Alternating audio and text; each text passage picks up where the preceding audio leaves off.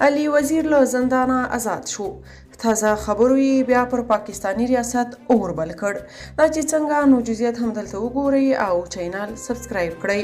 د عمران خان ګوند کسان چې د یو دوه ورځو لپاره د حکومت لخوا ونیول شي نو ژاړي او فریاد کوي، خو علي وزیر چې د همدې عمران خان حکومت پر مهال یو نیم کال بندي و تر نن ورځې یو فریاد هم ونه ویستلو، که څه هم د هغه د ګوند کسانو په نسبت بد وضعیت کې ساتل کېده.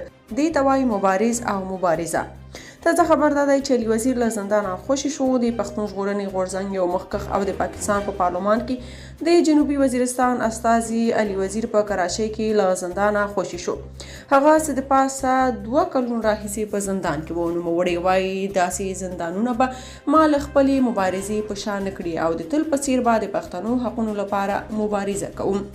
علي وزیر وویل پښتانه ما باندې دومره حق لري چې د دوی لپاره ټول ژوند هم زندان کې تیرولی شم، خو جابر ریاست ته به سر ټیټ نه کړم. هغه همداراز له زندان څخه د وتلو وروسته یو جلسه کې ګډون وکړ او هغه ناره چې پنجابیان سوځوي یو ځل بیا یې پورته کړه چې هغه عبارت ده له لر او بر یو افغان.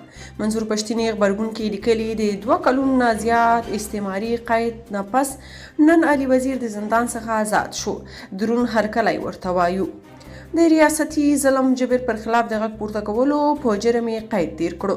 ظالم نظام زموږ ټولنه په یو غټ جیل بدله کړې ده او انشاءالله د غټ جیل نه لیدونکي زنځیرونه به هم موږ په خپل مزاحمت ماتو.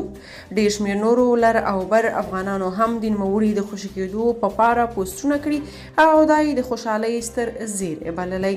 که تاسو په دې اړه څه نظر لرئ په کومنټ کې شریک او چینل سبسکرایب کړئ.